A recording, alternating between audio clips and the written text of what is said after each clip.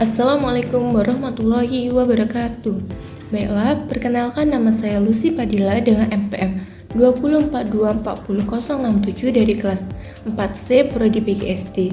Baiklah, di sini saya akan memaparkan materi dasar pertimbangan kurikulum 2013 dan kurikulum merdeka serta rasionalitas pengembangan kurikulum 2013 dan kurikulum merdeka. Baiklah, yang pertama di sini saya akan menjelaskan dasar pertimbangan kurikulum 2013. Dasar pertimbangan utama dari kurikulum 2013 adalah peningkatan kompetensi berbasis karakter atau sikap, pengetahuan, dan keterampilan secara seimbang untuk menjawab tantangan zaman. Kurikulum ini didasarkan pada landasan seperti 1. Landasan filosofis yaitu pendidikan berakar pada budaya bangsa untuk membentuk insan yang berkarakter, cerdas, serta religius.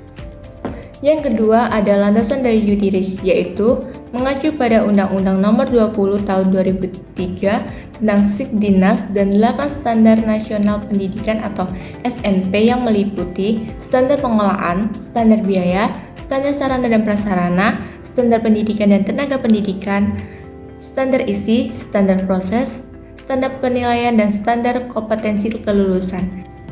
Yang ketiga ada landasan dari empiris atau sosiologi, yaitu kebutuhan penyesuaian terhadap perubahan global, teknologi, dan kesenjangan kualitas pendidikan. Dan yang terakhir, yang keempat ada landasan dari teoritis, yaitu menggunakan pendekatan berbasis kompetensi atau pendidikan yang berbasis pada apa yang siswa bisa lakukan, bukan hanya apa yang mereka ketahui saja.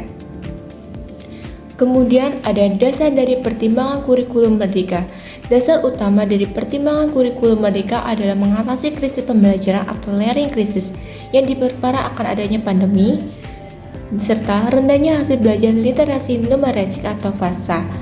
Banyak siswa di Indonesia yang belum menguasai kompetensi dasar seperti literasi dan numerisik, sehingga perlu kurikulum yang tidak mengajar materi tetapi mengajar pemahaman.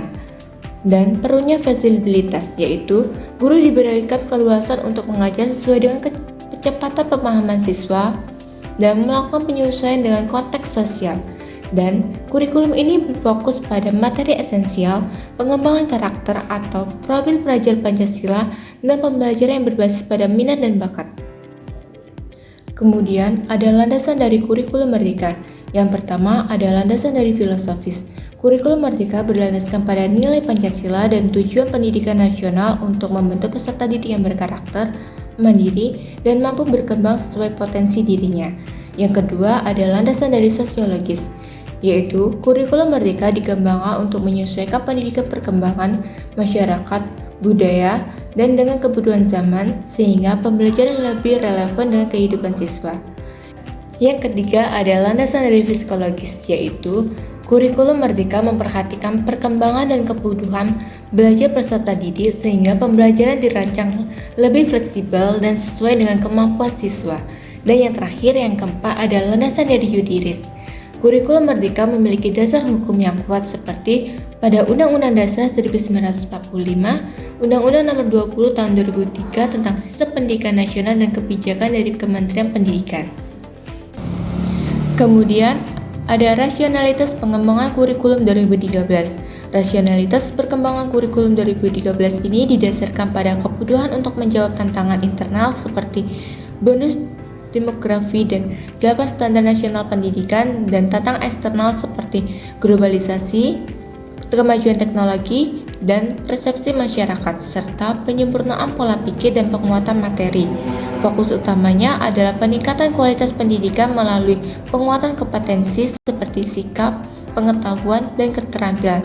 Pergeseran pembelajaran berpusat pada siswa dan penilaian autentik.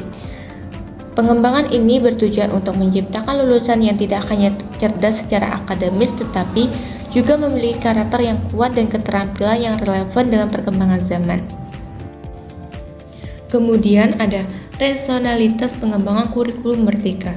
Kurikulum merdeka muncul sebagai respon terhadap kebutuhan transformasi pendidikan yang lebih fleksibel dan kontekstual, menjadi solusi atas ketertinggalan pembelajaran, terutama setelah pandemi COVID-19, memberikan otonomi lebih besar kepada satuan pendidikan untuk menyesuaikan kurikulum dengan karakteristik, minat, dan bakat siswa, serta mengurangi beban materi untuk pendalaman literasi dan numerasi, serta pengembangan karakter profil pelajar Pancasila, dan mendorong metode pembelajaran yang lebih kolaboratif dan aplikasi seperti berbasis proyek.